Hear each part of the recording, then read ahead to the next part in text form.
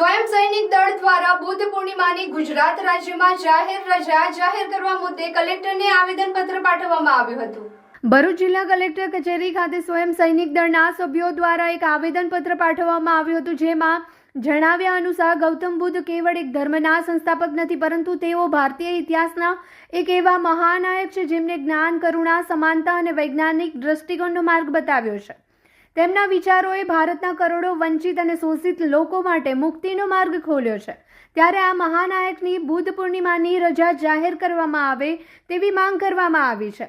ગુજરાત સરકાર દ્વારા વર્ષ 1979માં બૌદ્ધ, મુસ્લિમ, ખ્રિસ્તી, શીખ, પારસી અને જૈન સમુદાયોને ધાર્મિક લઘુમતીનો દરજ્જો પ્રદાન કરવામાં આવ્યો છે, પરંતુ બુદ્ધ સમુદાય માટે બુદ્ધ પૂર્ણિમા નિમિત્તે જાહેર રજા ફાળવવામાં આવી નથી। ત્યારે બુદ્ધ પૂર્ણિમા નિમિત્તે જાહેર રજા આપવા સાથે 7 જેટલી માંગણીઓ સંતોષવામાં આવે તેવી માંગ કરાઈ છે।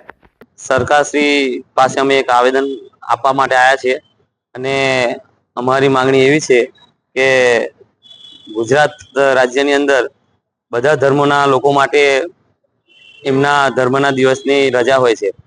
તો અમારી માંગણી એવી છે કે અમે બુદ્ધિસ્ટ લોકો છે, તો બુદ્ધ પૂર્ણિમા અમારા માટે વિશેષ છે, કારણ કે આજના દિવસે બુદ્ધને જ્ઞાનની પ્રાપ્તિ થઈ અને વિશ્વના ફલક ઉપર પણ આપણા દેશને બૌદ્ધિસ્ટ દેશ તરીકે ઓળખવામાં આવે છે।